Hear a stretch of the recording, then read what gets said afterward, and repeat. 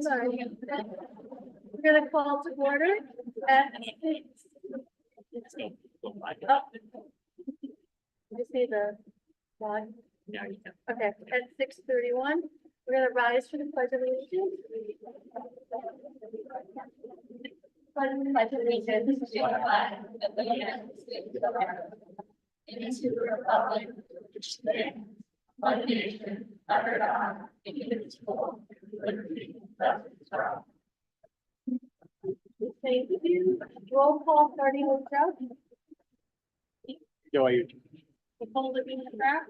Robert Carr, Vinnie Guerrero, Debbie Sherman. Mike Russo. Any amendments to the agenda? Dr. Miller? Do we have any?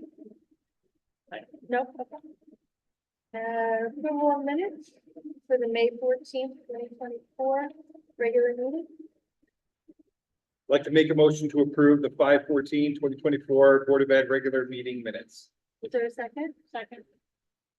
Any discussion? All those in favor? Aye. Opposed? Abstained? Motion carries. And our favorite part of the meetings is student recognition.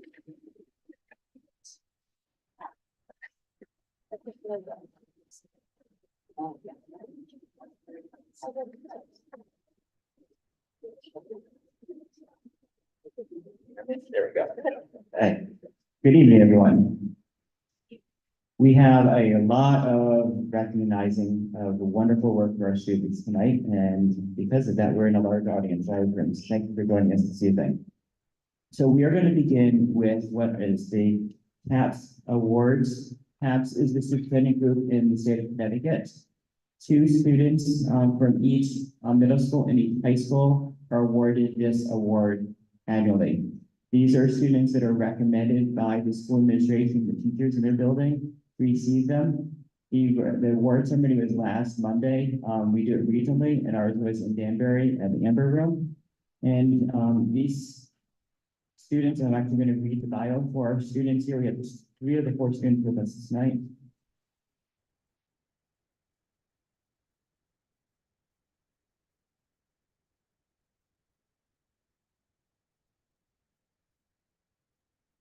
Ewan, are you here? No.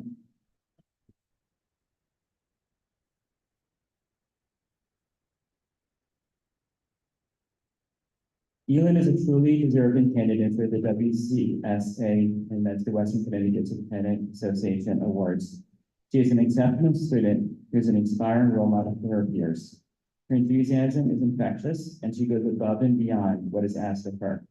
She's extremely independent, a leader amongst her peers, and takes ownership of her learning. Elin is a member of the OMS Enrichment Student Council, Web Leaders, and is a Girl Scout.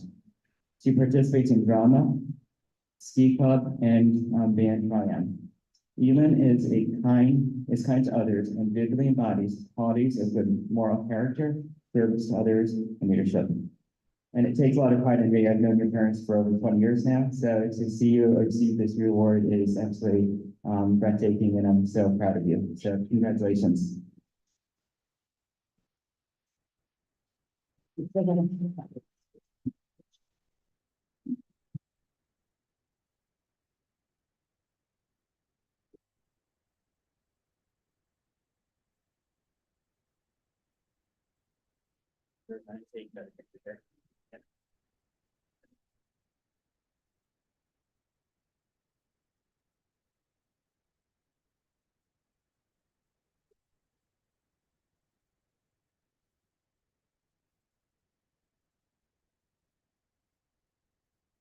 Next we have Art.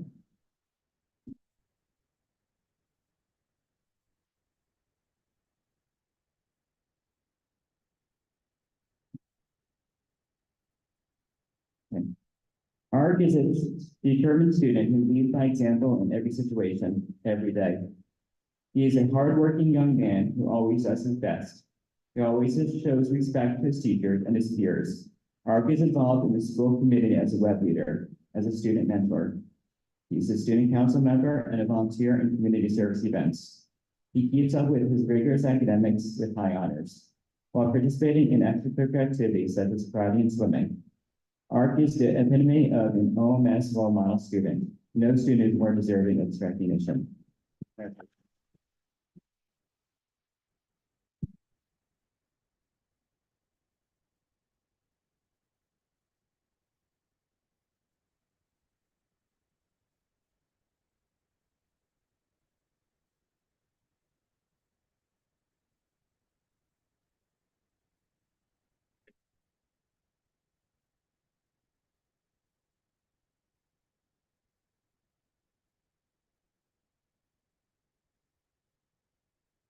Okay, now we're from high school. Ava?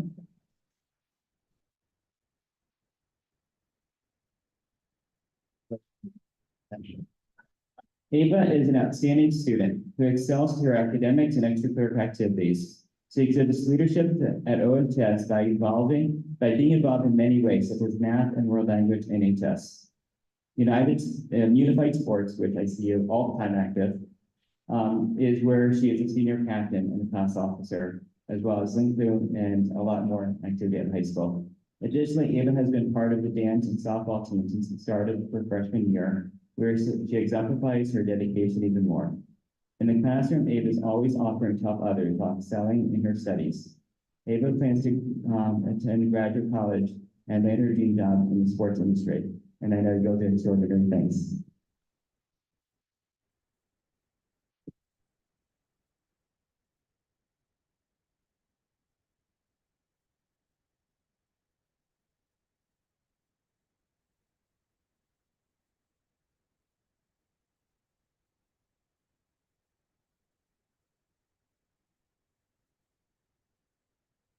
And the last of the four is Josh, and Josh is unable to be here tonight, so we're gonna hopefully get him here for another board meeting.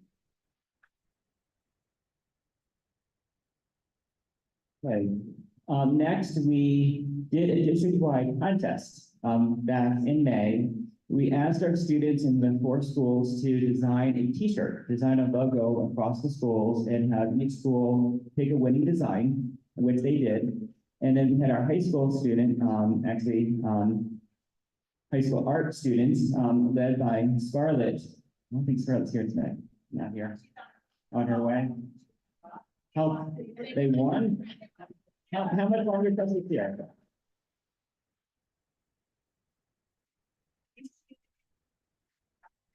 Okay, so let's refer to the teacher to the end, so in case she can get here. Okay. So next is Sue here. Okay, we are gonna really cut tonight. Okay, so now we're gonna bring Sylvie up here. And she's going to explain what the hometown hero is, and we are going to be awarding each of our students that received the hometown hero this year a certificate this evening. So I'm going to give it the mic to you. Good evening, everyone. So each week we recognize a student for being a hometown hero. The acronym of HERO stands for helpful, enthusiastic, responsible, and open-minded. So each week, one of the teams of each grade level, plus the Unified Arts and the main office, nominate a student to be the hometown hero. And this student demonstrates and embodies these characteristics, not only in the classroom, but in the hallways, in the cafeteria, on the bus, with their technology, and with their peers overall. So we've been doing this program since Ms. Knapp and I came to the middle school, and we had approached Dr. Miller about recognizing all of the hometown heroes in some bigger way. We recognize them in school, we say their names, we do a little spiel, they get a little swag bag and all of that, but we thought we would recognize them on a bigger level. And so here we are tonight to recognize all of the hometown heroes for the 23-24 school year. So Yes. okay, when I call your name, you can come up and get your certificate. So first is Colin Bailey.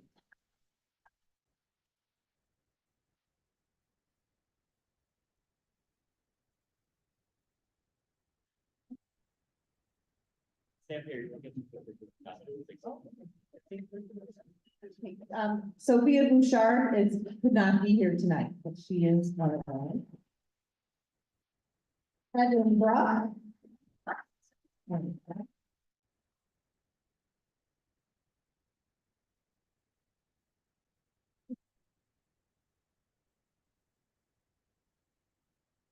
Next is Brody Bush. I don't think Brody is here tonight. Valerie Chandler.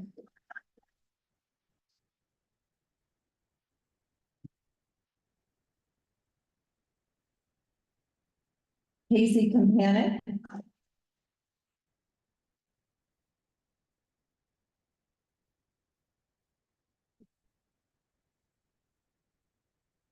Brady Coombs.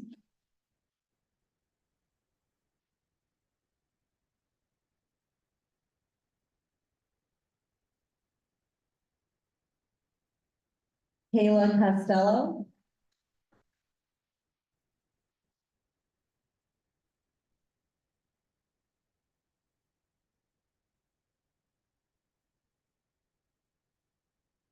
Kyla DiCrescenzo.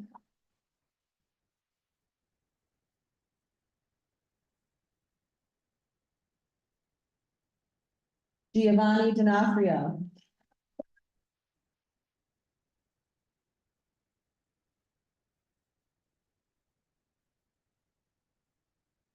Katarina Eads.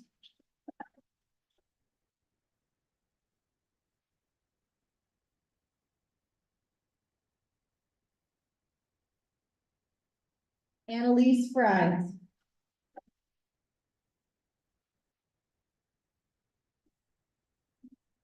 Freeze. I knew that. Emily Halstead.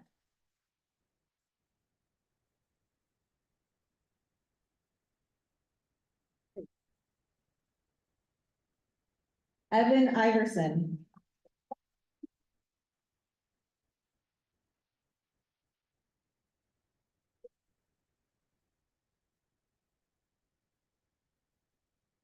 Colin Kelly.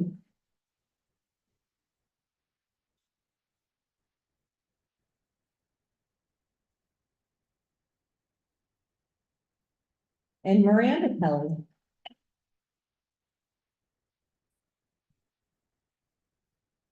And yes, they are siblings. Great job, Mom, Dad. Riley Kern. I think Riley couldn't be here tonight. Casey McGrath.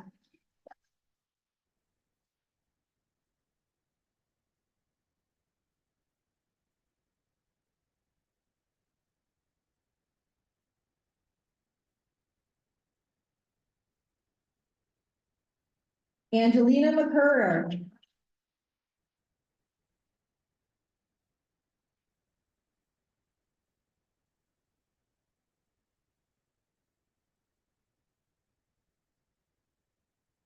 Art Patel.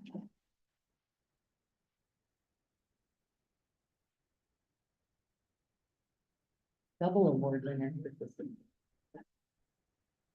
Gianna Pizzagelli.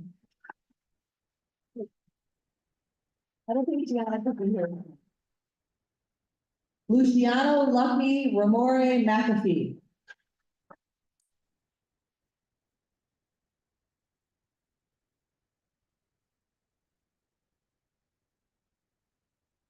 Carmen Renfrew.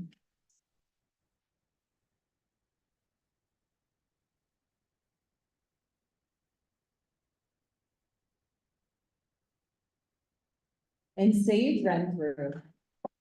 Another brother sister duo.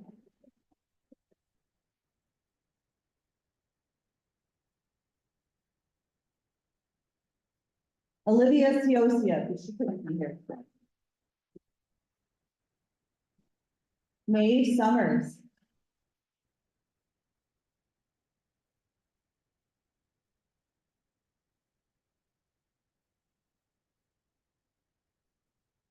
Tyler Thompson, he couldn't be here. Rowan Walsh.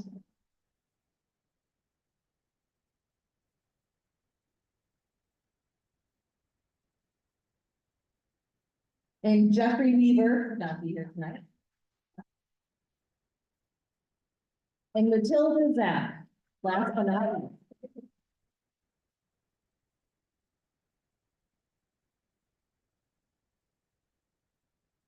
And these are our 23-24 hometown heroes.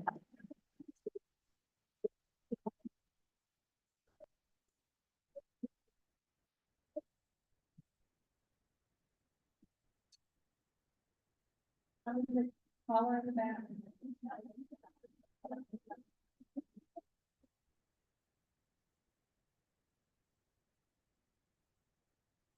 Hi, Miss Nats. Take a photo, Miss Nats.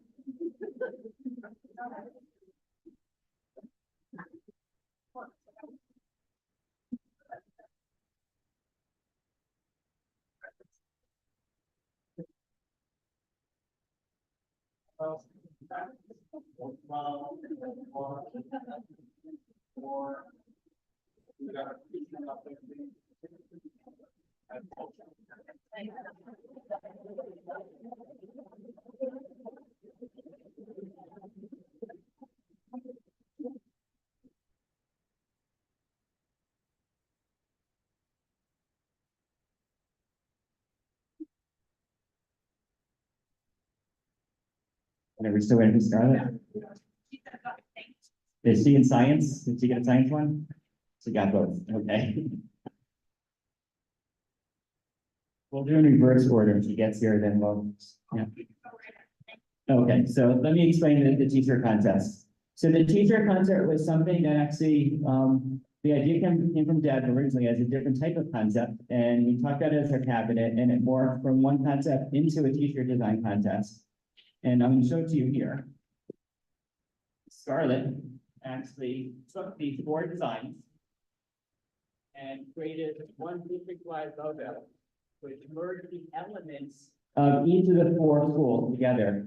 So it's really her brilliant artistic ability that tied it all together. She did an amazing job with that. And then we sold these t-shirts. We sold almost 600 shirts. We got them in today. We got the shirts, and we're hoping to hand them out tomorrow, with possibly wearing a district-wide at a Thursday or Friday for this student and staff that have had to purchase the shirts. And we have a fund in the district called Kick for Cause. We use that fund to help Oxford families in need.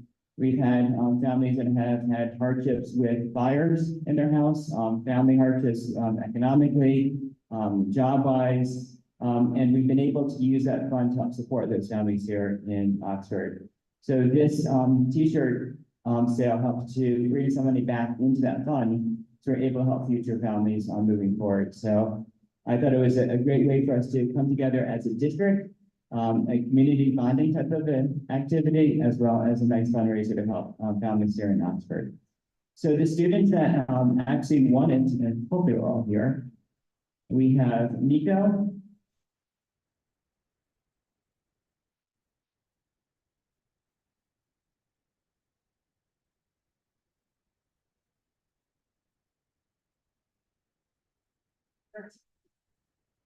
Congratulations.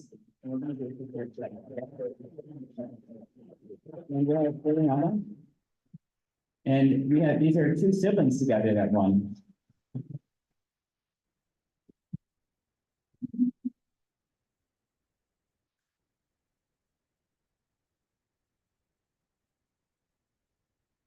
Carolina.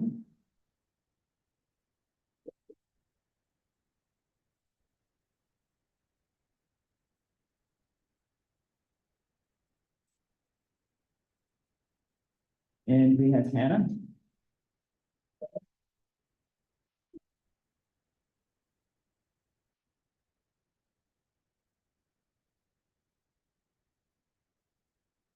And we have Miranda.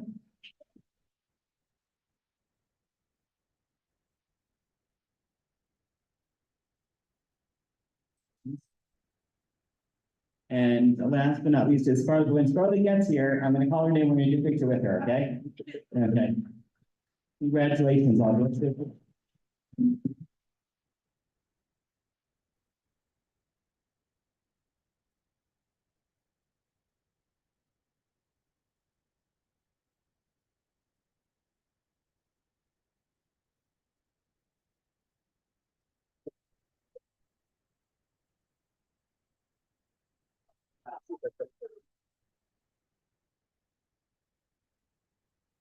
That's great.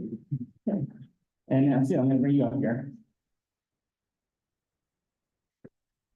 For those of you that don't know, Sue Blosden is our wonderful teacher from high school science. And our students participated in the Science Olympiad at UConn this year and did remarkable. So if you're gonna explain what the process was and So our kids competed with over 40 other schools from the state of Connecticut in different areas of science. And we did remarkably well, with many teams finishing in the top half and even some in the top 10 of the 40. And what makes this especially remarkable is that a lot of schools have more students involved. So there'll just be, you know, one student or two students specializing in forestry, and that's their only event, or two students specializing in right of doing, and that's their only event.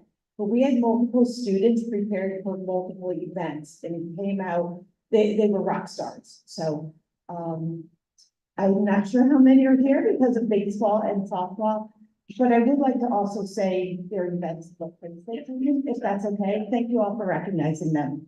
And so when I call your name, you can come up and then we can give you the awards. Zach Ort and Cal Mahmood both medaled in third place in Fermi questions and placed ninth in Write It, Do It.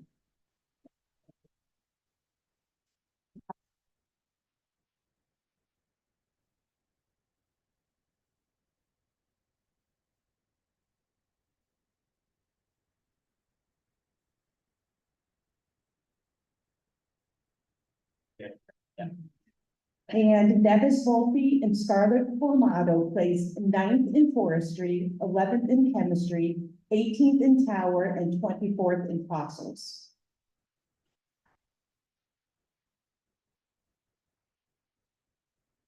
Will Lanier and Zach Ort placed 12th in optics. Scarlett Serena and Sam Cook placed 12th in ecology, 21st in micromission, and 25th in astronomy. Will Lanier and Tyler Bergaderi placed 24th in disease detective. Scarlett, yay, Scarlett.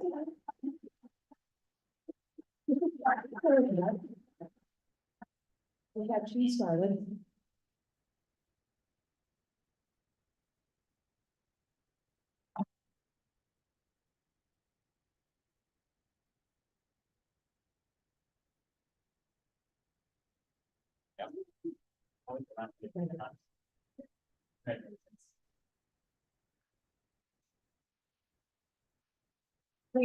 Our last placement is Cal Mahmood and Tyler Bergaderi, 32nd in anatomy. not too bad. Yes, that's Scarlett shows up.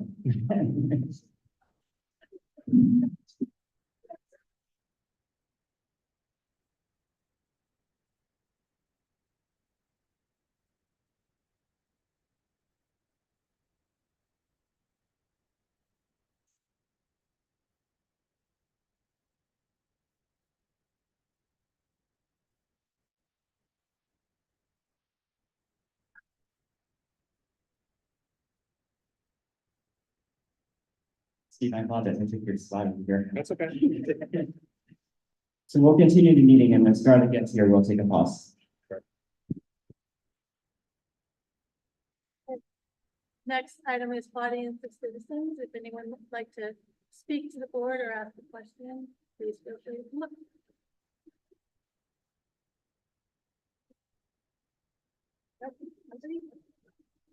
It's just really hard to do. Yeah. I'm sorry. Audience of citizens. No. So, audience of citizens, anybody want to come up and speak to the board? Okay. Board correspondence?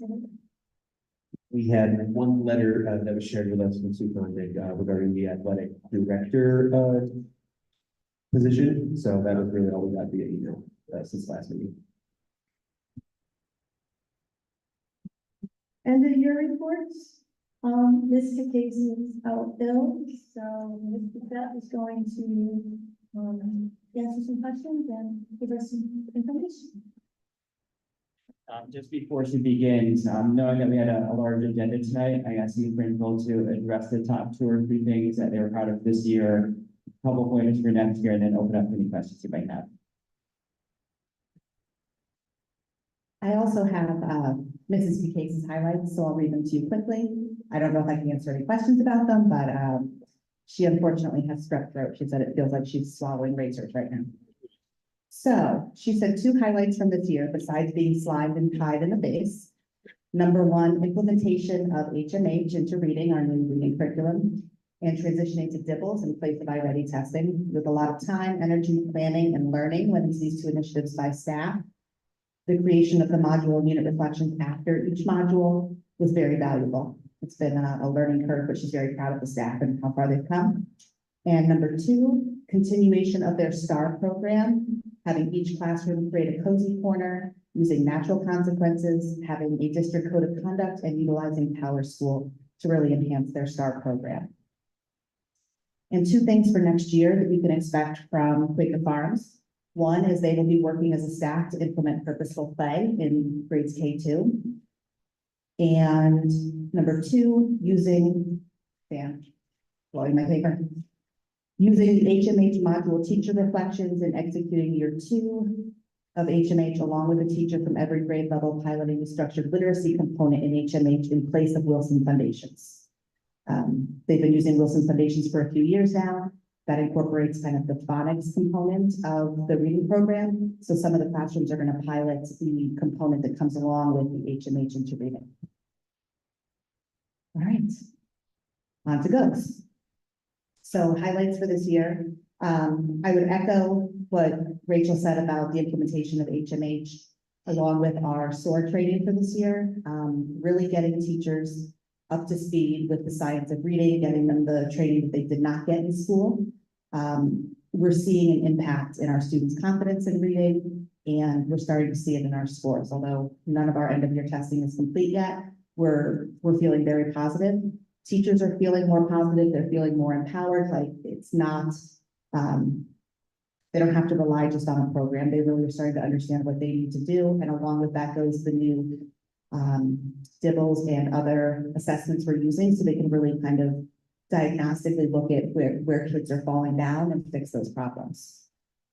And as Rachel said, it was a lot of time and work that went into implementing that new curriculum along with all that new learning this year. So I'm incredibly proud of the staff, and I think we're going to see it pay big dividends.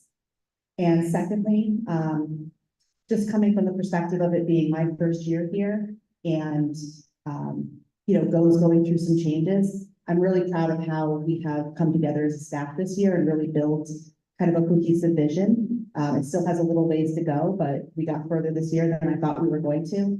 We're in a very positive place and very excited about next year. So speaking of next year, what we will continue or build upon, all of the new learning that we've done along with science of reading, new curriculum, and we're not forgetting about math, but most of our learning was in reading this year. We really want to take all of that new learning and make sure that we're aligned K2, 3, 5 into the middle school, where we are able to put structures in place for our SRBI, scientifically based research interventions, our multi-tiered systems of support, and make sure that we are finding the kids as quickly as possible, getting them the instruction they need so that they're right back into that core instruction. And that includes a new master schedule for next year. It doesn't change drastically at the elementary level, but it will give each grade level a separate block of time to do some of those interventions so that kids aren't missing core instruction. So our goal really is to build a system that everybody's comfortable with, everybody feels effective at, that's identifying kids quickly, getting them what they need, getting them right back into that core curriculum.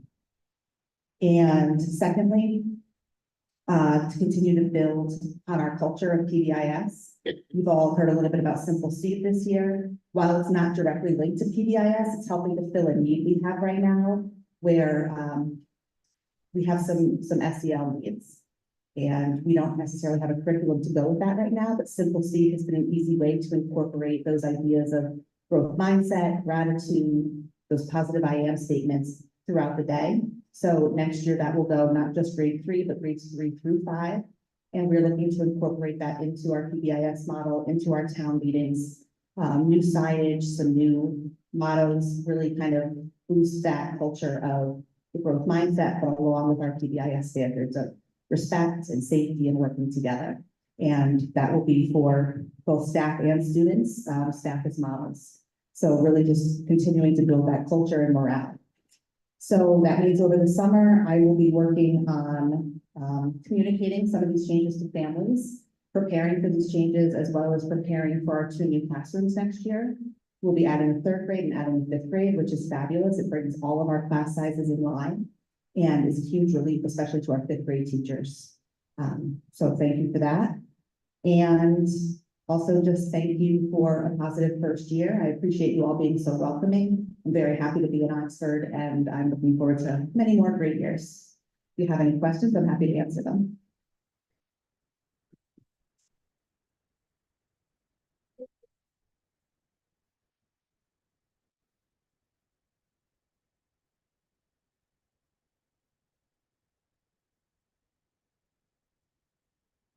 Amy has been a really awesome addition to the admin team. So I'm here to talk a little bit about OMS and our highlights and also the work we plan to continue for next year. So one of the things that I think we're proud of a lot of things I think that happened this year, but one of them is the revisions to our WIN block, what I need. And we added community service Fridays, and each team or the 2 teams would collaborate together at a grade level and work on community service projects 1 a quarter. And I think that it has been a great way for students to give back in a meaningful way, whether it was in their classrooms, in our school, in our community, or the greater community. And actually, we just received word late last week that one of our 7th grade Blue Teams community service projects was selected as a 2024 Challenge to Educational Citizenship Award statewide winner. So they're going to get a plaque and be recognized at the Connecticut Association of Schools on June 4th. So that's pretty exciting for this implementation. And I think one of the other things is that we were able to implement PLCs this year, and I think that they've been really successful. The professional learning communities, I think, although state testing and our district testing, all the results aren't in right now, what we are seeing is the impact of the PLCs and positive student vote results. And the work and the collaboration that the teachers have had during that time, we have seen, our school climate among staff has grown in positive ways as well with that time that they have spent together. In terms of growth, I think we still have work to do when it comes to attendance, namely not just attendance, but also tardies.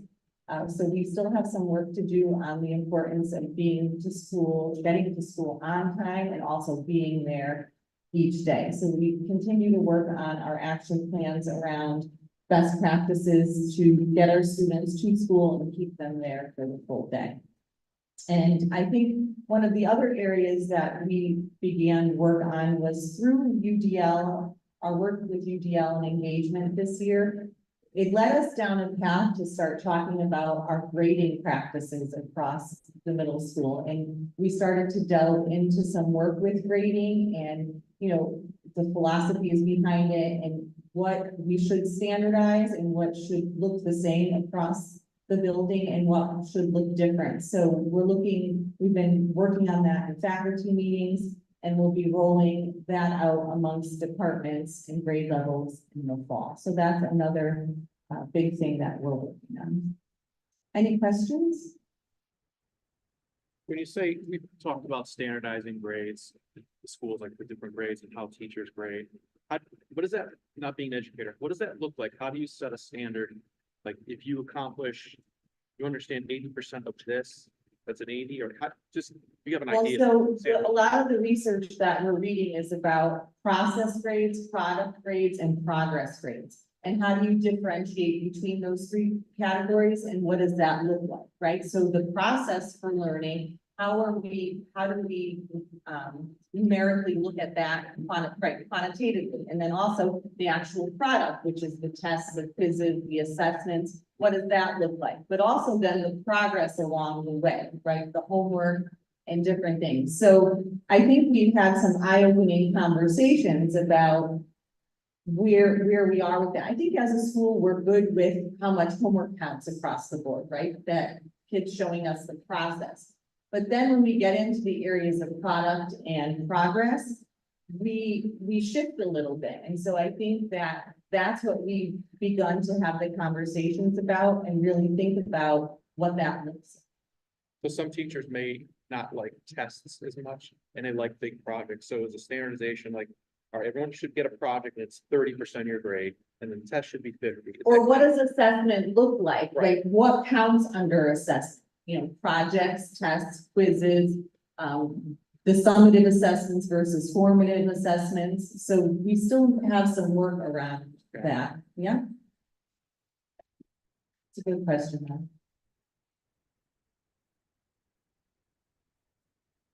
All right, thanks, everyone.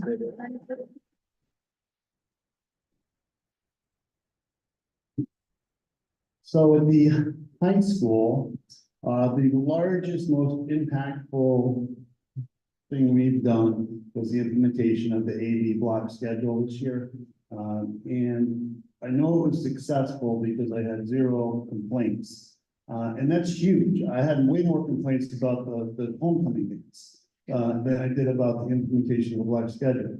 There's always concerns that, you know, will my child be able to manage an 81-minute period as teachers? Will I be able to make use of that 81-minute period? We certainly have a ways to go, but there were a lot of concerns last year. One of the kids came to me last year and said, is it okay if I write an article about this for the newspaper? I'm like, yeah, that's fine. They don't expect everybody to be thrilled with this right away, but even the kids have not come down and said, you know, I wish we had not done this. So I think that has been successful. We certainly have things to do moving forward with that. Much like the middle school, I think our focus for next, and the other positive thing we have is the codification of our expectations for the staff. We put together a high school staff handbook. Because when I came there last year, everyone had different ideas about, you know, how things should be done. And we wanted to get everybody on the same page. So that was useful as far as a structural element. But for next year, just like the middle school, we need to talk about attendance. We've seen our truancy drop 17% from last year, which is good, but it's not where it needs to be. If we look at our next generation accountability scores, you'll see we need to have about 5% or less truancy rates. We're not there. But the problem is we need to develop an academic culture, not just for the teachers, but for the kids and for the community, that there's expectations. But if you don't come to school, you're not going to do as well. It's impossible for me to get a kid to come to school if they miss 30 days out of 45 days and have to be in the class. So I do recommend for next year that the staff at the high school take some of the safety nets away that they used to have out of COVID. For example, there was a minimum grade of 45. We need to get rid of that.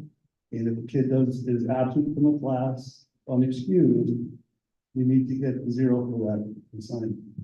We don't want to punish the kids, but we want to say you have to be here to be successful. So attendance is important. The grading is important. We started to talk about how many assessments should you have in a marking period. The formative assessments that you give should be linked to the end of the unit summative test. So the kids don't have to question what they're being tested on, because they've already tested on it. If they didn't know that material, the teacher could understand that, reteach them, and then test them. When you get your midterms, there should be no question about what's on them. They already tested them. They knew it goes into that. Not a surprise what the expectations are. Did I hit everything? That's it. Any questions? Can I have a microphone? So this is Anthony's last board meeting. And on behalf of the board, I would like to thank you for your dedication to our students, to the district, and to parents. We appreciate you, and you will be missed. So we wish you all the best.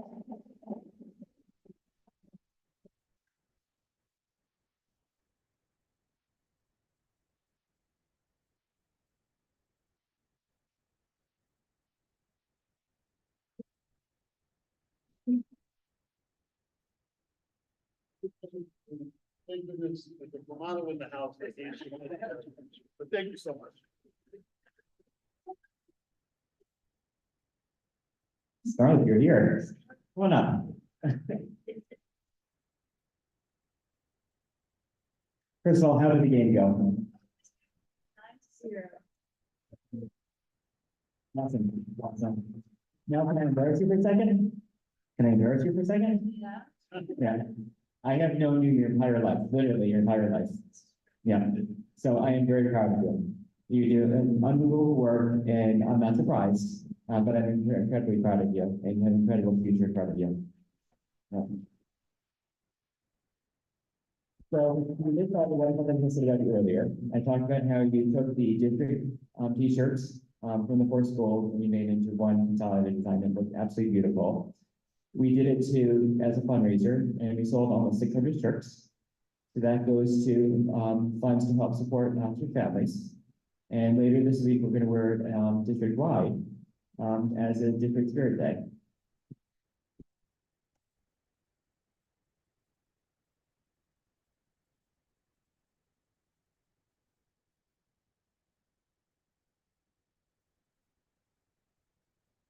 Like it? Actually, that's yours. You're welcome, thank you. And I understand you also did some amazing work with Science Olympiad. Yeah. So you're going back up here and get certificate stuff? Or did I? You I can think back just here?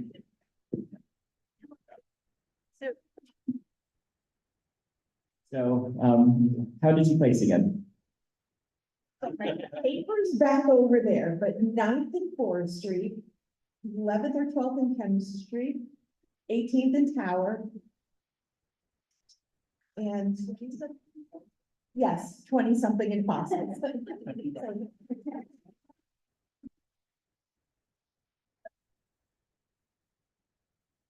One.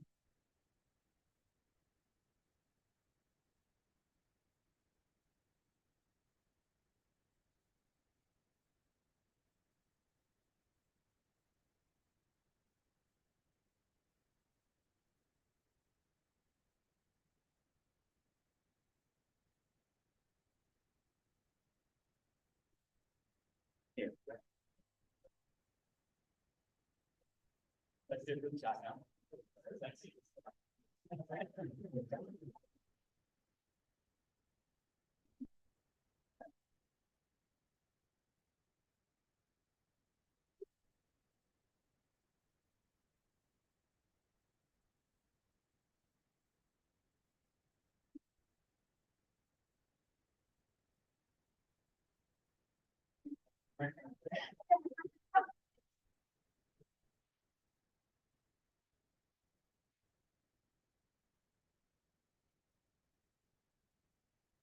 playing tomorrow, by the way.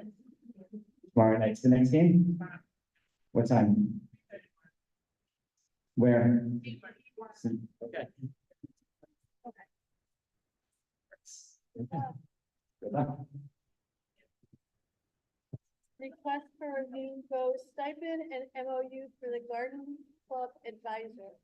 Okay, so for those of you that are not familiar, we have a community garden that's right next to Red Oak Elementary School. It was done by a series of grants and community supports built a number of years ago. And we have a group of students led by a teacher here in this building that is interested in starting a gardening club and has asked for a stipend for that position so we can get that going. I am in full support of it. I've spoken to the OEA. The OEA is in full support of it. I've spoken to Deb and she is in support of it as well.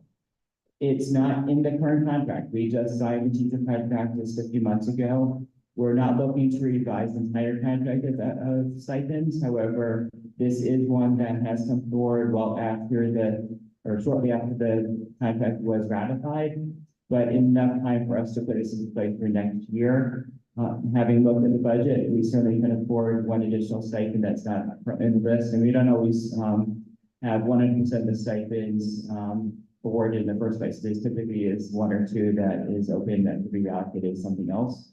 So my sense is we can support this from a budget perspective. So what I'm requesting this evening is that the board have a motion to allow Deb to sign an MOU with the Oxford Education Association for a gardening club stipend for Red Oak Elementary School, and that I can then post the position and have the teacher that's interested in it then apply so we can award it for next year.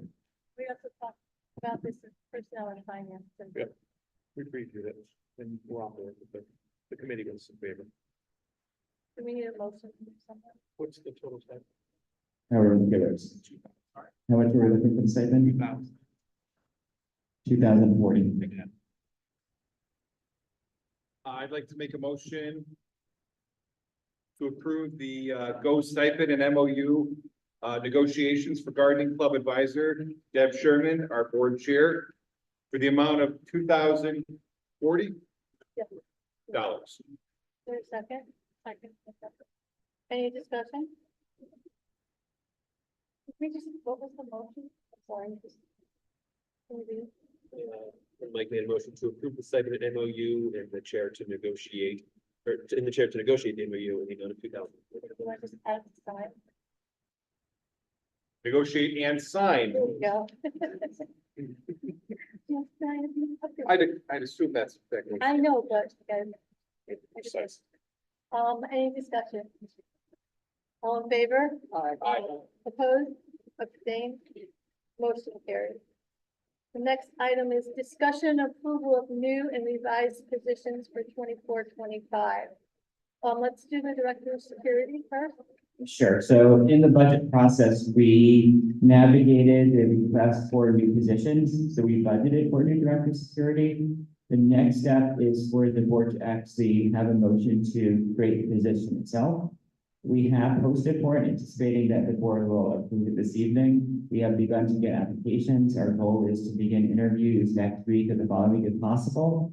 And have the person on board sometime in July or August at the earliest or the latest. We have to want the person on board to review all of our security protocols and be in place at the start of the school year and have time to get ready for the start of the school year and work with their staff and administrators and so forth. So the request this evening is for the board to officially approve the creation of this new position. I'd like to make a motion to approve the adding of this position for Director of Security for the 2024-2025 operating budget. There's a second. Any discussion? Everybody's good? All those in favor? Aye. Opposed? Abstained? Motion carried.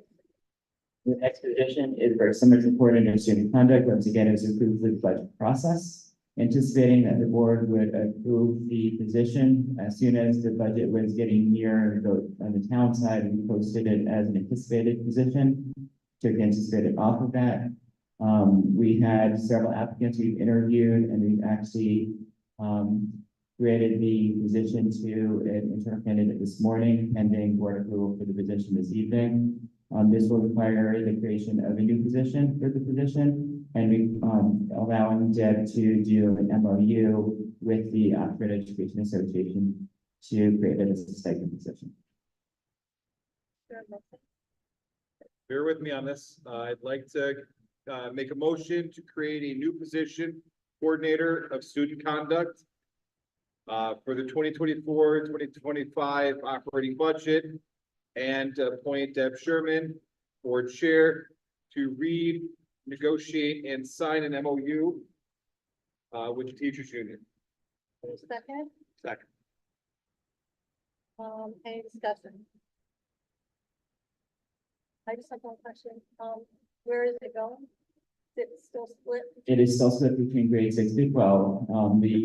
The way that the job is defined, the job person reports to two principals, but, overseen directly by, Megan as the assistant superintendent. So there's a district-wide lens on it that's looking, collectively at how the position is unfolding. So it does work in both schools, but with, district oversight.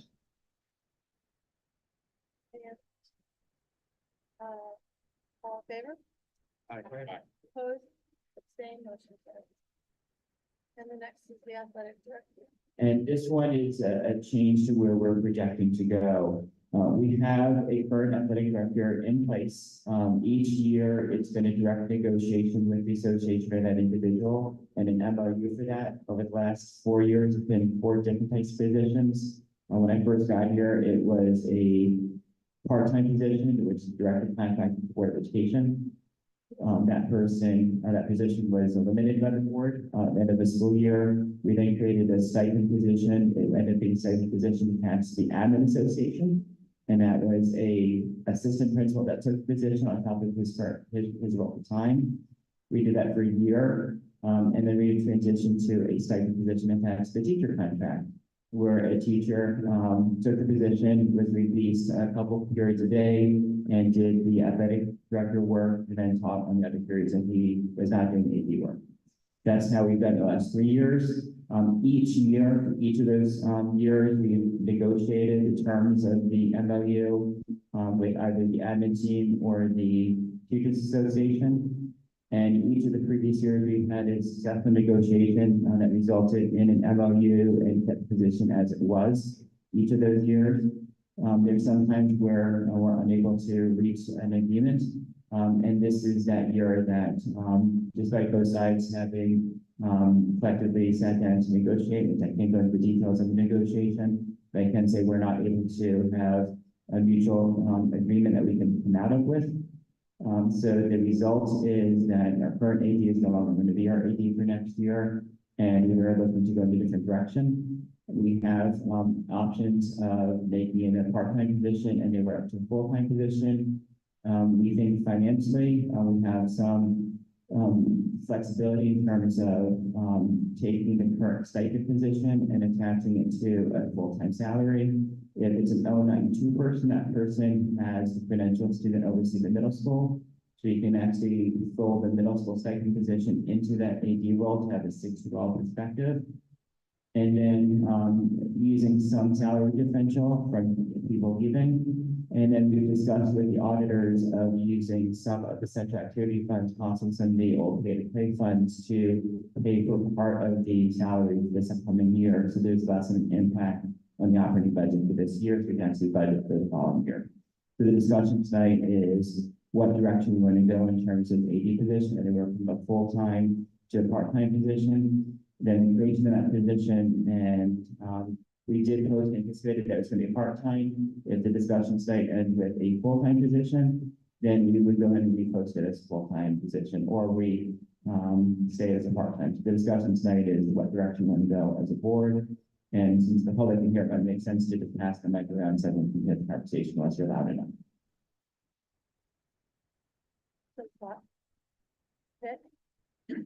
It seems like. Wait a minute. Let me get to the mic.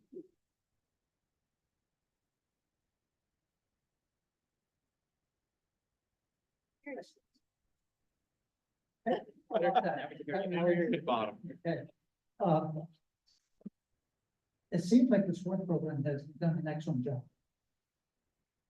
Judging by some of the things that we were looking for a few years ago, some enthusiasm in the school, some pride in the school, a winning streak and many of the things, so, I don't understand what's going on that, you'd be grabbing money from every place except for heaven.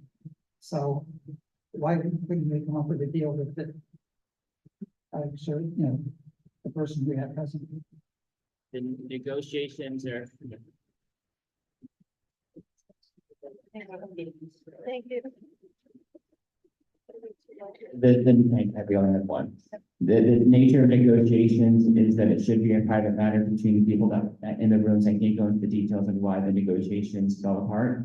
But we were not able to come to a mutual, agreement, and it's not negotiations, or it's not always about money either. No. I don't. I just like to say, I agree, Vic, we've had a lot of success in our athletics. I think we should commend the efforts of our athletic director, who's done a great job, who cares about the kids. And I think it's, at this point, we're moving forward. If, without going into personnel matters, which we're not gonna do in this open session, if we're looking at between part-time and full-time, if we can afford it, I think it's in the kids' best interest to have someone dedicated to making sure that all the athletics are to their max. We give them whatever they need when it comes to strength and conditioning, transportation, scheduling, events, recognizing the students. If we can afford full-time, I think it's in the kids' best interest, students' best interest. And if we want to approve things like attendance, athletics has a major impact in that. And I just, as a board member, as an individual board member, I'm in for anything that's helping the kids in athletics, because I think it translates into the classroom. So to me, if we can afford it, I'm all for full-time. If we don't think we can afford it for more than 1 year, then I'd be more for part-time. So I mean, at that point, I lean back to go, do we think we can fund it for 2 years? That becomes a budgetary question a year from now, and what we're able to get through within that budget cycle.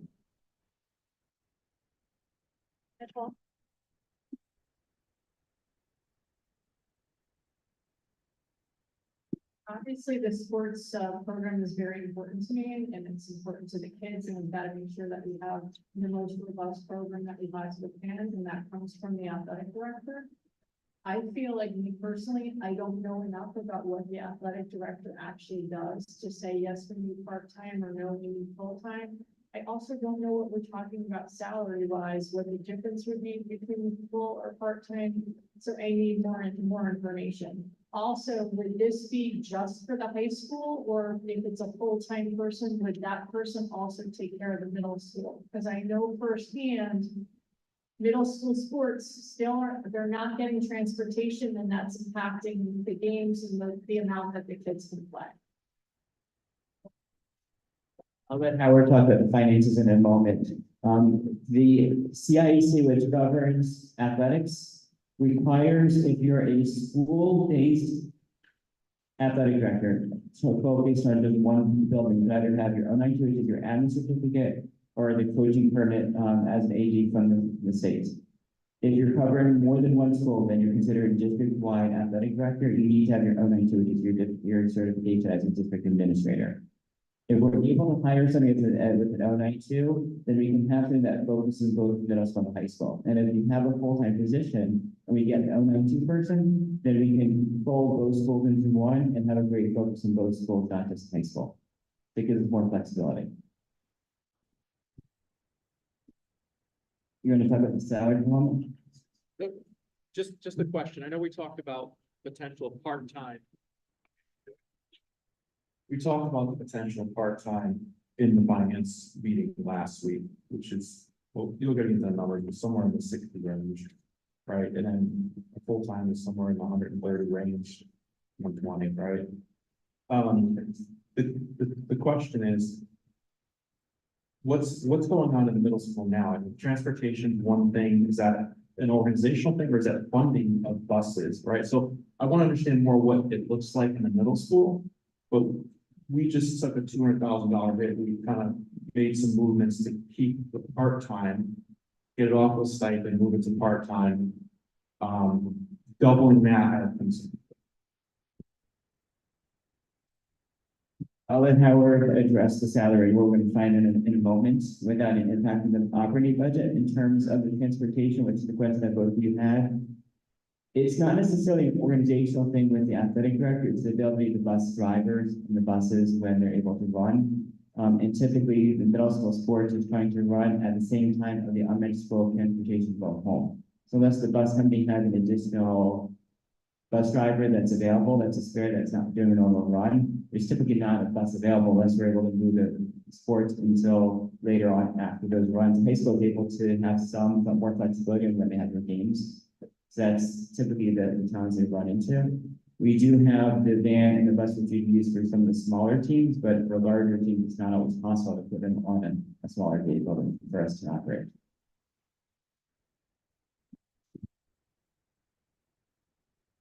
Do I need this or? Okay, so I do need this. So basically, as discussed, it was 60,000 for the part-time. That is currently in the adjustment when we took it down $200,000. So it actually added 34,900 because we took out the 25,000 from the stipends. Combine that with 34,900, it works out to be $60,000, and that's how we got the part-time into the budget while also dropping it by $200,000. If we were to move to a full-time, it's $120,000, so $60,000 more than what's currently in the budget. And what Dr. Miller was alluding to is that in the central activities fund, as we've discussed at multiple meetings now that we've talked about this, there are funds in there that are not being utilized currently that can be utilized at your discretion to pay for other items that the board wants to pay for related to the education, or in this case, sports. Or salary. I talked to the auditors said those funds can be utilized for anything. If we use the athletic funds in there to compensate this, because you're even for an athletic director, they'd have no issue with any of those funds being utilized. And right now, there's about $200,000 that are not being utilized in the central activities fund that can be used at your discretion. So it's a combination of some of it's been already put into the budget because the part-timer is in there, and the additional would have to come out of central activities.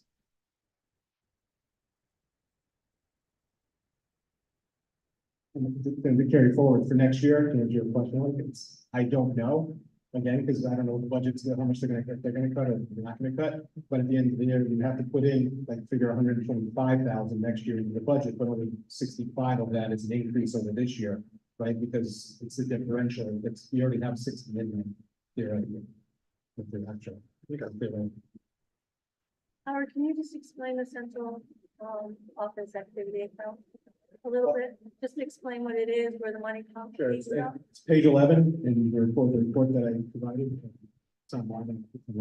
So basically, there's a bunch of different accounts within this, there's sub-accounts within the central activity account, such as like the summer learning is workers' compensation, which is another account, district activities, school rental, revenue, Medicaid, there's a whole bunch of different accounts in here that are not included in the operating budget because they're outside of that. They're not expensed through them. And they have both revenue and expense that flow through them. We reconcile them on a monthly basis. We look at each of what's going in, what's going out. I report to the finance committee. They can ask their questions, and that's how we report on this. But then again, as I stated, there's a bunch of accounts in here. One of these is the pay to participate. My understanding is you haven't had to do that in a long time, yet there's $15,436 sitting in that account. So that would be a good use of those funds if we were to move forward with the full-time, to at least bridge the gap to get you to where we put it into the budget full-time next year. This is like a transition year, and you can use these funds to utilize to make that transition.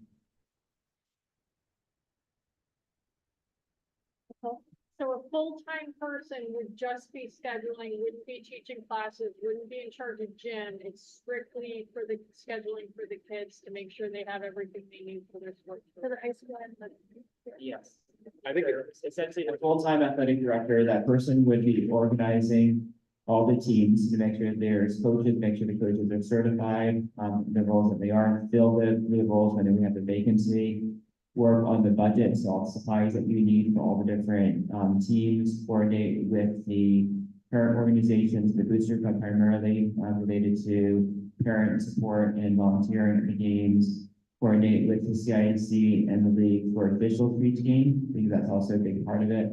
Make sure all the coaches, the timesheets get processed, make sure the officials get paid, coordinate with the bus company. We also work with outside additional bus companies beyond just All-Star when they don't have buses. So coordinating the arrangement for transportation across the board for that. And then working with our accounts payable business department for football games, and we have revenue coming in, making sure the funds get deposited properly. So there's a lot of different components to the AD role. Most districts our size, do they have full-time or part-time? Most districts typically have a full-time AD. Some districts have where we had before, which was a stipend type of position, it's kind of piecemeal together. And some districts do have a part-time, so it's a range across the board. If we can fund a full-time and afford a full-time AD, it does make sense to fold those goals together and really concentrate on it if we can afford it. I think that sports athletics is something that's really important to the parents, the community here in Oxford. And if you get a dedicated person, we're probably more apt to find someone that wants to do it full-time and do it part-time. So it opens up the possibility on getting a higher quality person in to do the work and really devote their full energies to that. And as Mike said before, there's definitely a link between athletics and attendance athletics and academics. So this person can work hand in hand with the school administration to make sure there's great synergy between the code of conduct and participation with what's going on within classrooms. Do we know, comparables with the other schools in the area, especially with the NBL schools? In terms of what those full-time ADs are being paid? I mean, specifically like Seymour and. I don't have that information with me right now, so I could look that up, and get it for you. One of the things I was just going back to, if you recall that study I did on the independent, right? I don't have the salary, but, if I'm out of all the 15 schools that were our size, 13 of them had that full-time athletic director. So I don't know what their salaries are, but I can tell you that the athletic director of Navy, my experience, is making $155,000. A little bit bigger district, has 2 more schools, real business. It's a little bit more students, so that, but I can go get that data for you. I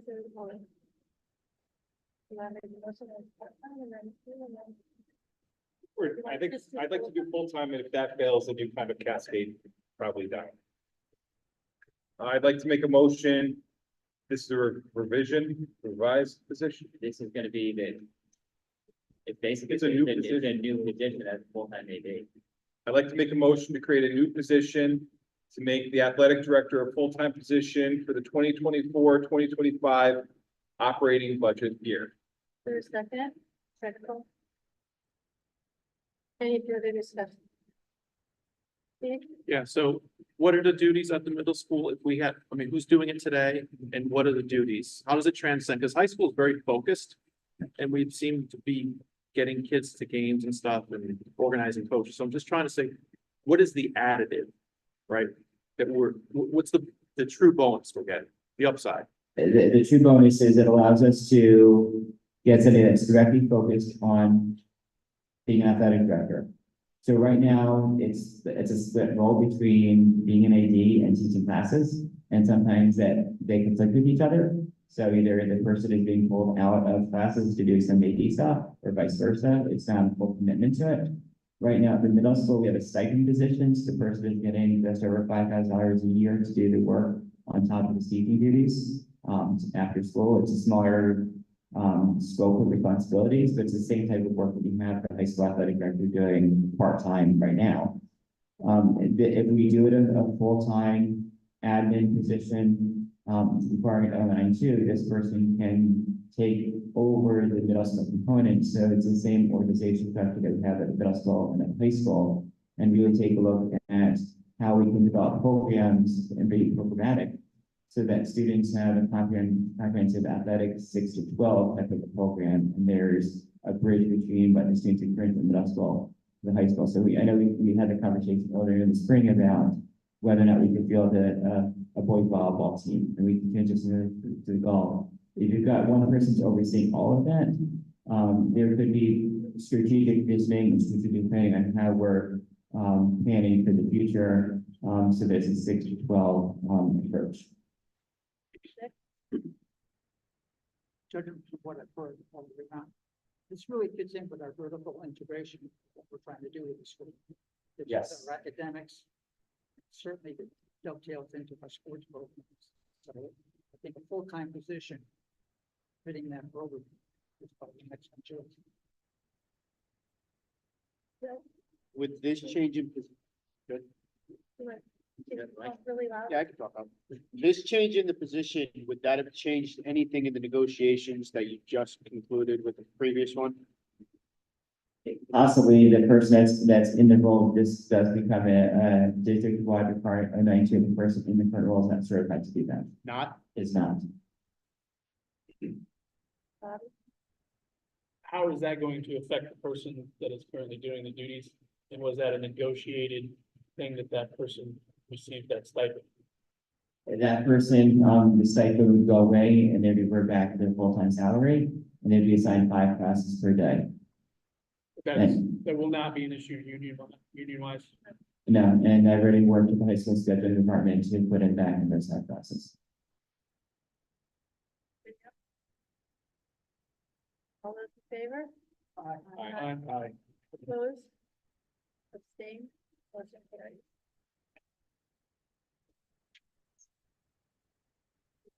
Okay, discussion and possible action regarding amendments to terms and conditions of employment. I'm not gonna read all the names. We are not going to go into executive session. We are gonna have the discussion in public. Their salary increases, we're not negotiating the contracts. So it's just salary. And they're coming around.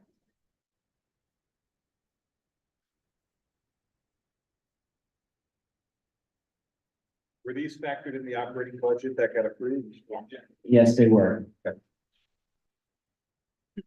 What's not on the list of the individuals that previously had been approved by the board earlier in the spring, they're off the list here. There's also 4 individuals that typically be on the list, but that's going to be collective bargaining at this point, so they're not on the list tonight. So these, so everybody understands, these are, in the past, the prior discussions we've had, this we were renegotiating their contract. We're not doing that this time, we're just giving salary. I just want to make sure everybody's got that clear from that. And I reviewed this with our attorney, and Zach said that we have a discretion, we have an option about either doing this in open session as we're doing this way, or we'll go into the executive session and have the conversation. Deb and I had the conversation, we thought it was necessary to do this in public session if we're going to see them. And I think we talked about it in finance as well, that we wanted to. This is what we want to do. Yeah, it's the most important. That, I hereby move that the board approve the salary notification increases and contract of employment reviewed by the board and authorize the superintendent to issue such notification letters and contract of employment. your second, Second. Steve, Can I ask? any discussion? I see athletic trainer. That's good. That's not director. I know. That's 50,000 to 60,000, 20% increase. Yeah. Right, that was the salary increase that we had talked about during the budget process. We had done a market analysis of where that person's salary was, and her salary was well below what counterparts are making at the school district. So it was something that we're with the finance committee with the budget process to do a level up to make it a competitive salary. This was that market. Yes, correct. Yeah. Value. I remember this used to be a contract. We used to have a vendor that used to do this for us. So now we have an employee that does this. That was what. I've heard good feedback as well. Any other questions? Yes, So I'm not on finance, so if this all happened in finance? The percentages? Yeah. And you can see they're all uniform except for that one role, right, which is kind of standard, just follow along contracts. Right? But that was a market assessment of person, full-time athletic trainer, what do they get in other districts? What are we paying the employee, not an outside, we're not using an outside firm any longer to contract in. Right, so what keeps us at market level? Who came up with these names? These are the people in the position. What do you mean? I don't know. They're not in the union. They're not union. They're not union. They're non-union or they have a direct, they're none of them are in an association. And they all have a direct hire letter, which is a 1-year letter of terms of employment, or they have a standard contract with the Board of Education. So what I'm trying to get my mind around is, did everybody who's in that non-union? Is everyone on this list or did you pick and choose? So everyone's Yeah. on the list, Okay, the only ones that aren't are the ones that get already previously done. thank you. And then there's currently, there are 4 employees that are not in a union that we typically have in this list, but they are going to collective bargaining to create a union right now, so cannot grant assist by legal advice. Vic? Is there a savings in this $10,000 increase? You said you used something else before, an outside source? Yep, We're everything. paying that, and we're paying this person 50 grand last year. Now we're paying 60, are we saving anything by not using the outside source? We have, it's been 3 years since we've done it, the service contracts. I don't remember what we paid back then. I had to do some analysis and find that old contract.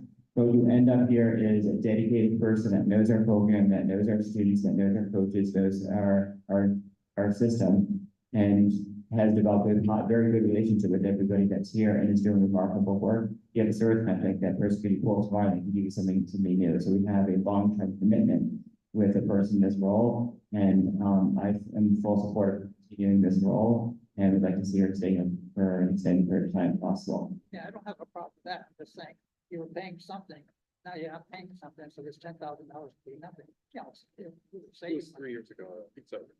We've been off the contract, right? So year over year, there's gonna be a $10,000 increase. Right. Mike? I just, part of the reason when we moved away from contracting to, hiring someone full-time is because we got to a point where we started seeing droughts or like, I have a game and we get a person and we were being told, no, there's none available. And we, in 3 years ago, got ahead of the curve and hired full-time to make that happen. It had to be contractual 1-year kind of agreements, but we did that. So when we have a game, we have a trainer there and we don't get left hanging. So if we were to use a service, which most of the schools have started moving away from, we might save money, maybe, but what might happen is we might have games where we don't have a trainer. And that puts kids at risk. And that's one, we want a trainer, we want a full-time one. We don't want to have a situation where we're missing. And 2, we don't want to lose our great athletic trainer because we're paying below market. And so I think that's where the market analysis came in. I believe the athletic director made that recommendation. The finance subcommittee agreed with the recommendation to evaluate. Howard helped us kind of price it out. This was a number that made sense. It's in our operating budget to pay for that. I think it's from my perspective, I don't know if we ever want to go back to hiring a service, especially if they can't guarantee people at your games. Thank you, I understand. So Vic, the number that's sticking in my head from the past is 75,000. Don't quote me, it's just a number that I'm remembering, and that's why we went with this. We can look at the old I got the budget. pieces now, thank you. Any other questions? Or a motion to approve? Oh. I made a motion, favorite discussion. All those in favor? Aye. Opposed? Abstained? Motion carried. Thank you, everyone. Approval of the RFP for Quaker Farms building maintenance system. So what a building maintenance system is, think of a computer program that controls all the environmental systems in a building. So if you have air conditioning, it's controlling the temperature of the air conditioning. If you have heat, it controls the heat in the room. So it controls and gives you automated alerts if there is a temperature that drops or rises to a certain point. You know, I'm going to manipulate filters and all sorts of configurations of this system itself. The building maintenance system at Quaker Farms is so out of date, has not been upgraded in almost probably a dozen years, if not more. It can't be controlled anymore. So we've gone out to RFP to update the system to the current configuration level where it should be at. The bid is $43,400 to do the upgrade to current status, and we're asking the board to approve the award of the RFP this evening so that we can process the purchase order. We make the motion and then have discussion. Sure. If you're with me, I'd like to make a motion to approve the request for proposal created to address specific needs, the Quaker Farm Schools Building Management System to M and O Corporation for the amount of $43,400. Is there a second? I'll second. Okay, discussion. So this is the same thing we did with full back, right? Yes. Same process. We go to bid, it goes to the newspapers, goes on our website. And then we do a public bid opening and we take a look at this case, where we only had, a single vendor that, kind of bid in. But this is a company that we do a lot of business with and we have full confidence in They've saved their bacon. many times over. I have a question. With the HVAC project that we're looking to have done, we've won the grant. We have, the next hurdles ahead of us. Will this complement and work with that system? Yes. Anybody else? No? All those in favor? Aye. Opposed? Abstained? Motion carries. Report of the superintendent. Yeah, I'll stay with HVAC for a second. So we were thrilled to get the award for both schools, for cafeteria and for gym for this building and for the entire Quaker Farms. We've sent a notification to the Board of Finance, to the Board of Selectmen, asking them to make the necessary steps for us to proceed with the work that needs to be done. We've already contracted out the specs to be drawn for the bid to go out to both schools so that we can get the RFPs published. And the RFP is then awarded by the Board of Selectmen, hopefully later this summer. So that can be transmitted over to the Board of Finance for approval of funding, and then back to the Board of Selectmen, Board of Town Meeting and approval of whatever funding source they're going to use for that. The timeline for the grant is December 2025.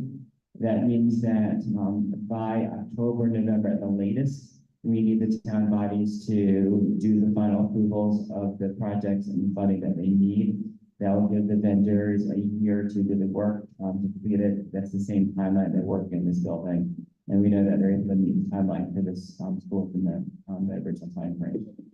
In addition to that work, we know that in order for the HVAC to go into this building here, the roof needs to be replaced over the cafeteria and the gym. That's work that was in our capital project last year request. It was a capital project request this year. We know it's not on the list of capital projects this year. We know the town is going to need to fund that project or do the HVAC as well. That was not part of the grant from the state. We are planning in the process of putting the RFP together for that project as well, so that in parallel with the grant or parallel with the HVAC project, we are also planning to present the awards for the roof replacement as well, so that the town can deliberate the funding for that. They cannot replace the HVAC without replacing the roof first. That's necessary work that needs to be done. I have a meeting with the first selectman later this week about projects. So the hope is that we have this green light to continue the work that needs to be done. As a reminder, the Board of Selectmen has already given approval for the grants to go out and for the work to be done, but they still need to fund the actual project itself to get forward. So the work is not done yet. We still have a lot of work that needs to remain at the local level here. We are lucky that the state funded 42.5% of both of the projects. I did want to publicly thank Joe Sockmo. I know we just had a discussion on the athletic director position. I'm thankful for the work that he has done over the last years as athletic director. I know this is not his first stint doing the work. He has done excellent work over the last few years, and that the work and the outcome and the product that the students have on the field and off the field is a credit to the organization that he put together. So I'm sad to see him depart from the position. Congratulate him for the successes that we've had. And I look forward to the transition to the next stage for this. But I do want to publicly thank him and congratulate him for the hard work that he did over the years as AD.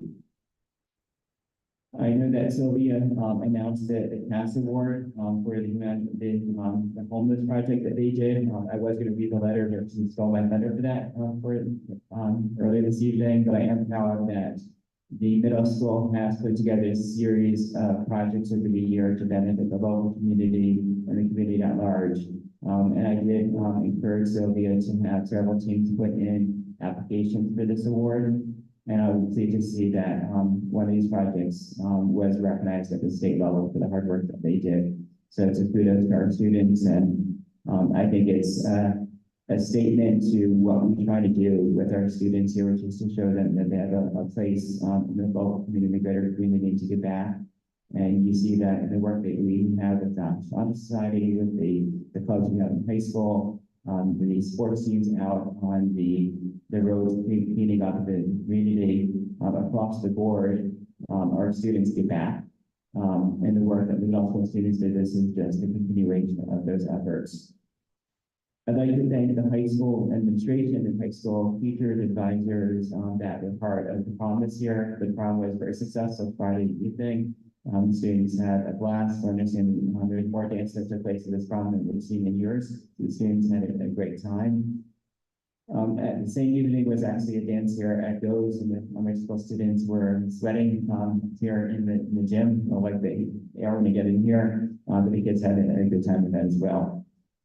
In the spirit of thank you, I also want to thank the Booster Club. The Booster Club put on and organized the annual Take a Stand event at the high school. Those of you that are not aware, Take a Stand is a mock simulation with real cars and students and teachers that act as actors of a serious and actually a fatal car accident. The two cars are staged right out in front of the school.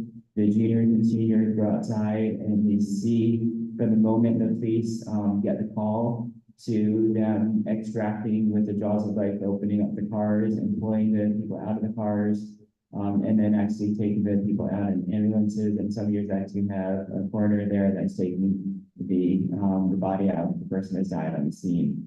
So it really is an emotional and a very sensitive topic for the students to see, but an important topic that leads into prom. And this year, the Booster Club actually organized for an attorney to be present, an attorney that typically works on behalf of victims and families of fatal and disastrous motor vehicle accidents dealing with a DUI. And this person spoke to the students about the impact of the finances of that student and the student's family for the rest of their lives. And it was a powerful statement for the students to hear. It's not just what happened in the car, but it's the lives that are destroyed around that person that caused the accident. So it was very impactful. Hopefully the students walked away with really understanding the message that was being portrayed. But I do want to thank the Booster Club for organizing that impactful event. They do it annually, and it's significant for the students to learn from. This coming Friday and next Friday is the senior lock-in that leads to the graduation ceremony, which if it doesn't rain will be Monday evening. Promotion ceremony in the middle school is the afternoon, followed by the graduation ceremony in the evening at the high school. If it does rain, we'll make a rainfall and move into that Tuesday night. The last day of school typically has been a half-day school, half-day for our students and staff to then close up shop and for students to go home midday. We'll be continuing that again this year. Graduation is going to be live streamed, so those family members that can't be physically here, high school sends that link out, and the ceremony is also recorded so that families have a chance to watch it again in the future. And finally, I would like to just make a statement about high school principal search and Anthony.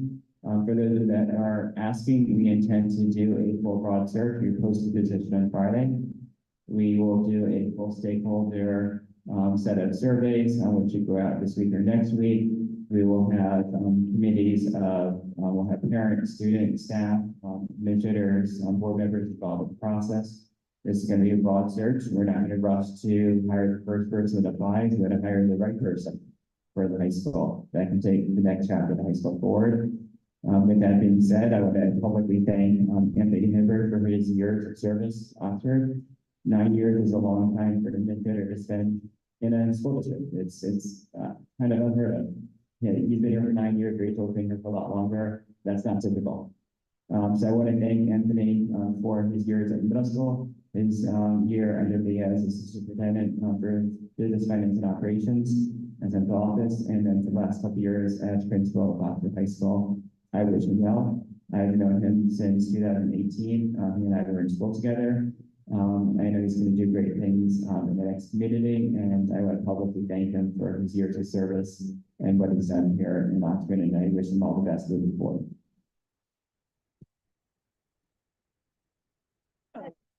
Last month, there was a seminar given by the Woodbury Police on applications and cell phones and stuff.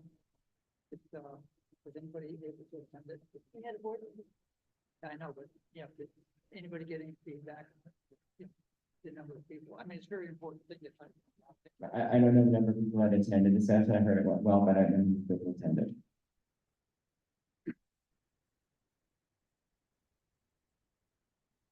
Audience of citizens, if anyone would like to ask the board any questions or like any comments. Do I need to talk at the microphone or can I just talk? Can you talk really loud? My name is Tracy Rose. I work for the district, but I also have two children in the district. One of them is a high schooler and one of them is a middle schooler. And I just want to reiterate what Nicole said about the sports transportation at the middle school.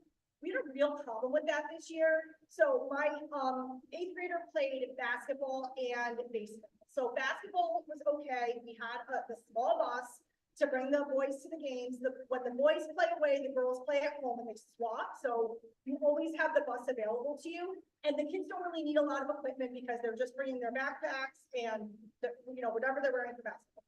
For baseball, we started with a bus for one game, which the boys and girls play in the same location every time. So we, if the girls had the bus, we didn't have the bus and vice versa. But that meant as parents, we had to pick our kids up at school at 2:30 or 2:40 and drive them to wherever they were going to play. So our first game, I think, was in like Torrington. So the boys had the bus, the girls did not. But the boys then couldn't fit on the bus with all their equipment. So they were squished on the bus for that one ride. And that was on, say, a Thursday. And then the next week on Monday, the coach had to send us an email asking for parents to come to the school to pick up their equipment, to drive it to the game at 3 o'clock so that the kids had their equipment there because they couldn't fit on the bus.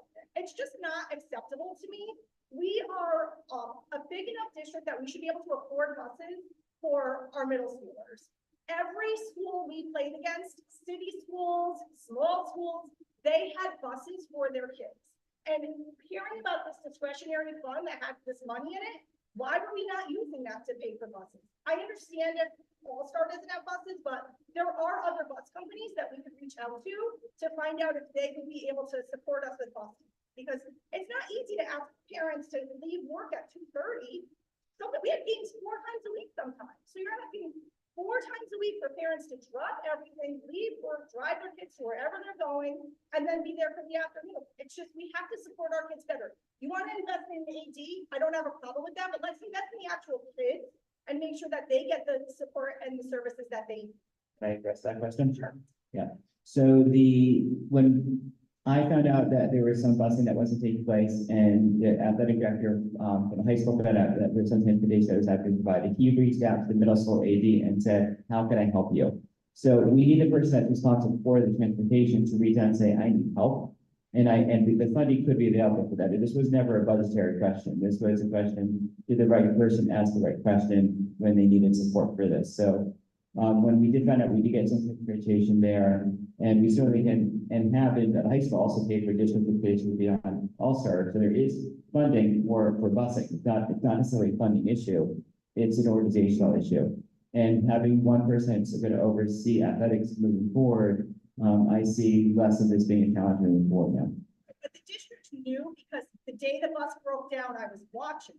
And Mike D'Agostino was there and saw that the bus broke down, the small bus, and then knew that bus wasn't going to be available to us for the rest of the season.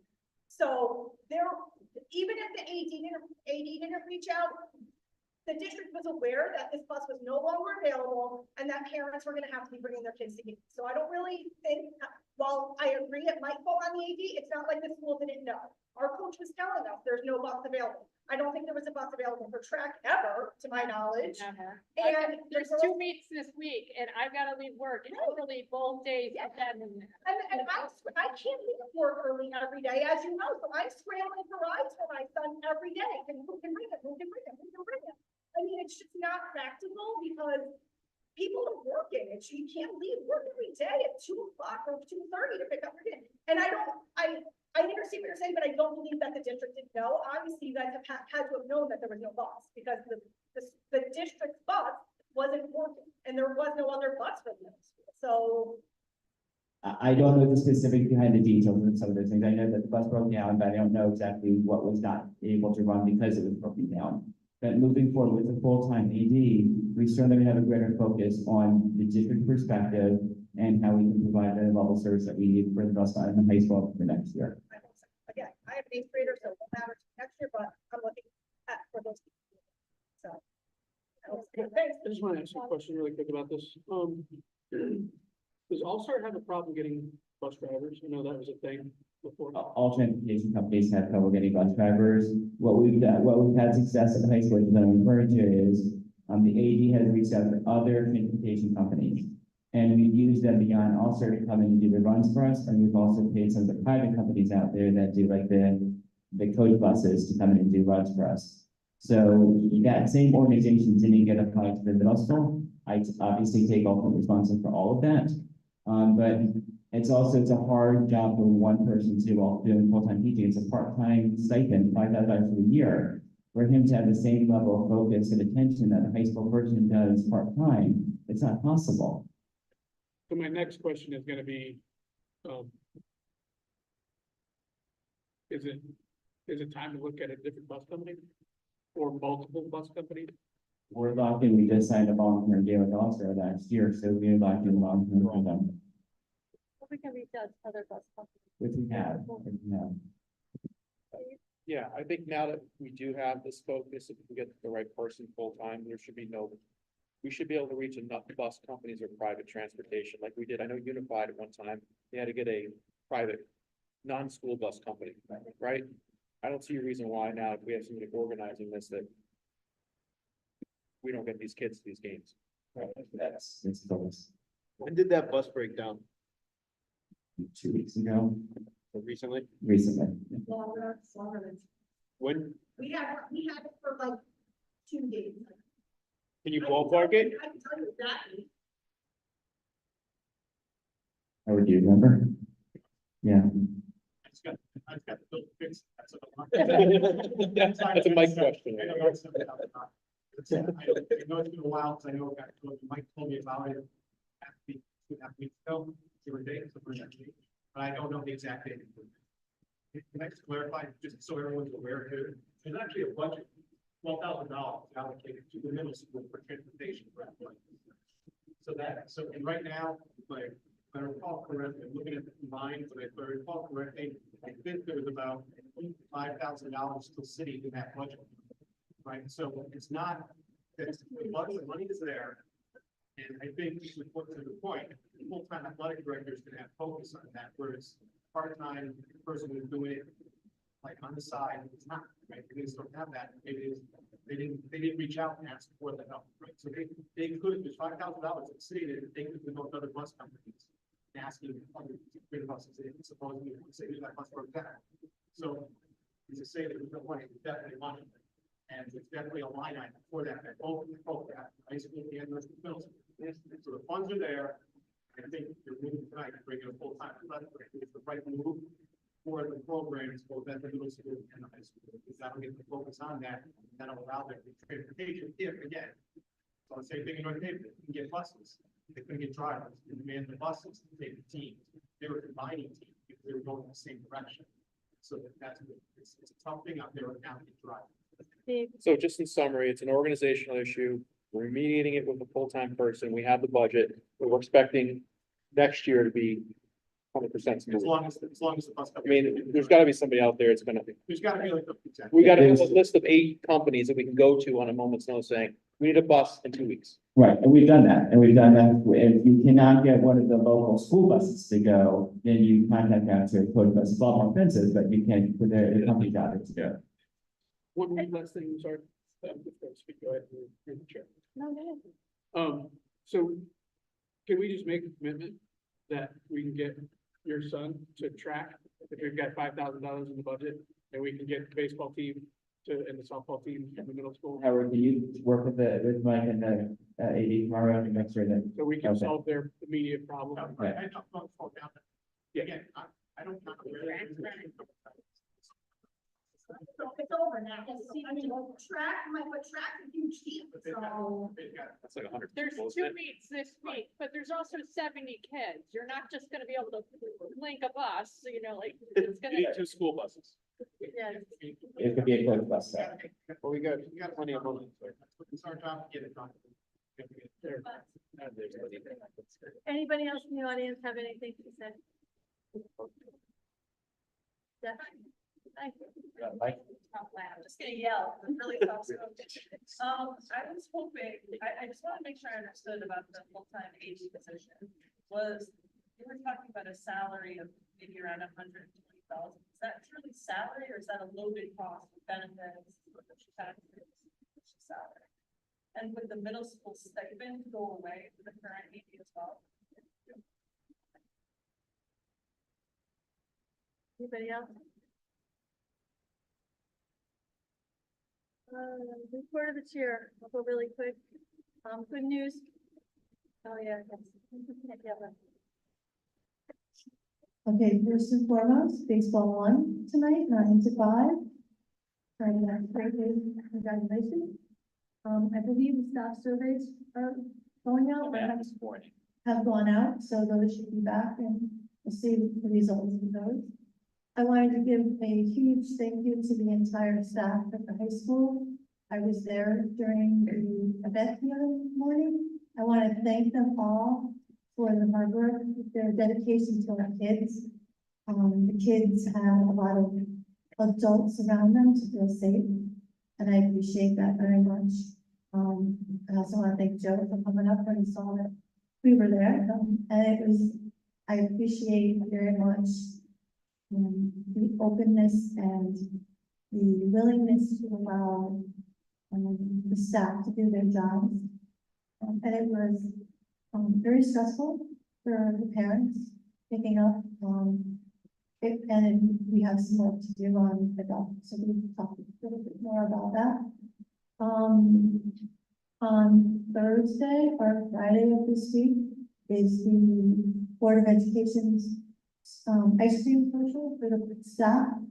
I have cards here, or members would like to sign them to me for the staff, just as a way to say thank you. We would not be able to do what we do or what goes on in our town without our dedicated staff, all the way through. And I just want to say thank you from the board and thank you from myself. Our June meeting, we will have special ed and curriculum give their reports.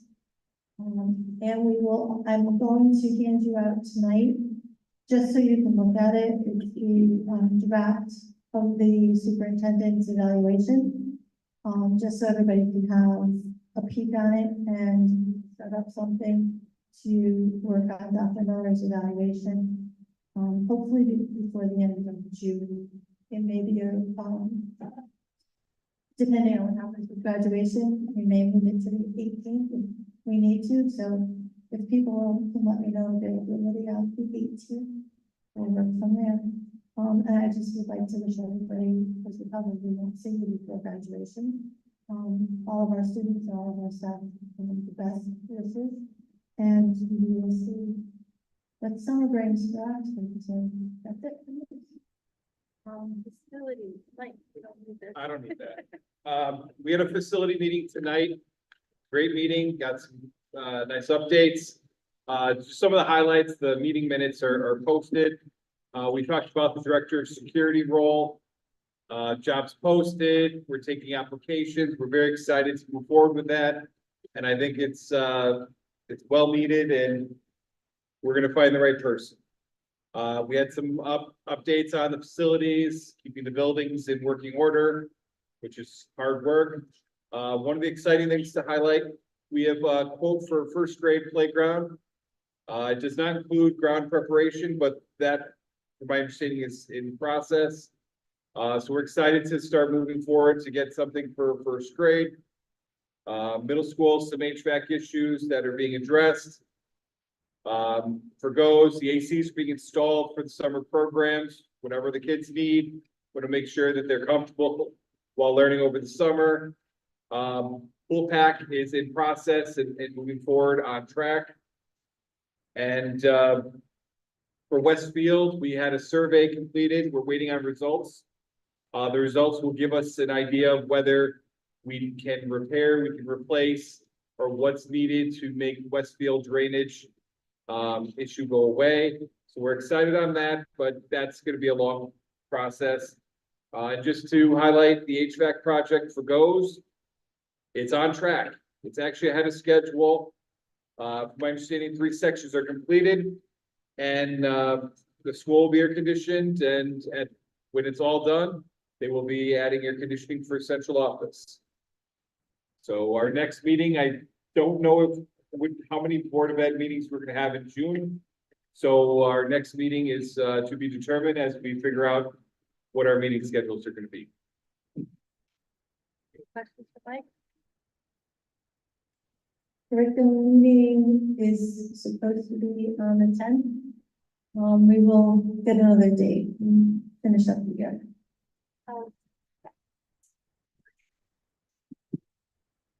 All right, we have 2 policies down for a first read. The first one is purchasing. We've had it reviewed by Howard. He filled in the blanks of the monetary amounts that trigger certain responsibilities and requirements. Second one, it has to do with high school graduation requirements, and it outlines what's required to graduate in the upcoming years. This was also reviewed by Eric Williams, and he gave us input on this. It's down for a first read. I already have the policy minutes done, so go ahead and take a look at that. If anybody has any questions, just give me a call. That's it for us. Any questions for Nicole? Steve, finance? Yeah. So we met last week. A few things we covered right in the regular board meeting, so I'm going to talk about the stipend for the garden club or the new positions that were created and approved. Just where we are right now, as of the April numbers, we have expended 25.4 million, encumbered 7.4. Right now, we have some availability, but things are flying through. We're expecting maybe like a $70,000 reallocation. About 72,000, at least the last one projected for reallocation. In addition, let's see what else we have. We also discussed a proposal from Howard to potentially move to a purchasing card program. For certain vendors that many don't take checks, other cases there's a value to having a purchasing card where there's a rebate potential, so X percentage of spend can get rebated back to the district. We discussed that potential. Howard's looking further into it. We're also needing our attorney to review town charter, if that's allowed. It wouldn't change our governance and review process of expenses though. Just be a different payment vehicle. Let's see what else here. And we discussed some of the line item changes for next year's budget with regard to the 200K reduction. That's it. And there, we did need to approve the transfers. Oh, yeah, sorry. And just like every month, there were reallocations to the current year's budget that Howard had to make on a line item basis. So we need to make a motion to approve the line item changes as per directed by Howard, finance director, and it's in the last week's finance committee meeting binder. There was in this agenda tonight. That's in the agenda too, right? It's page 5, it's pages 5, it's Expands revenue. by a second. Okay, so. Second. Got it. Steve and Mike, any questions? Any discussion? All those in favor? Aye. Opposed? Abstained? Motion carries. I just want to say that. You got Somebody got to do it. Liaison report? Thank you. PTO report, the last meeting is on Thursday, and they'll do election of officers at that meeting, so Maybe the booster company on next Monday now. Next Monday for booster pool? Anybody know? I think so. Right. Lisa just said, June third, they're having, June third, that would be next month. yeah. Lisa just sent an email yesterday. All right. And we're going to go into executive session, so I just want to explain why we're, making the question. We as a board are gonna go into executive session to talk about some security issues. It's not that we don't want you guys to know, it's just that you can't know. So we appreciate you all coming and have a great night, and if we don't see you, have a nice summer. Thank you. Yeah. It's been 3 weeks, but I mean, we only have it every other day anyway. And we had one day, and after we're gonna make our, the boys went to. And they were like, we were sitting on our, like, you know, oh, you got a lot of equipment, catchers have equipment. You were, like, you had no room at all. I'm not making it. And to your knowledge, I'll just quickly make the motion to enter into, but we don't adjourn, we are gonna enter into, executive session to discuss, briefly discuss, Oxford High School security issue from 5/22/2024. And invite Dr. Miller and Megan. Second. All those in favor? All right. Probably safe. We'll take a minute. And they go through it.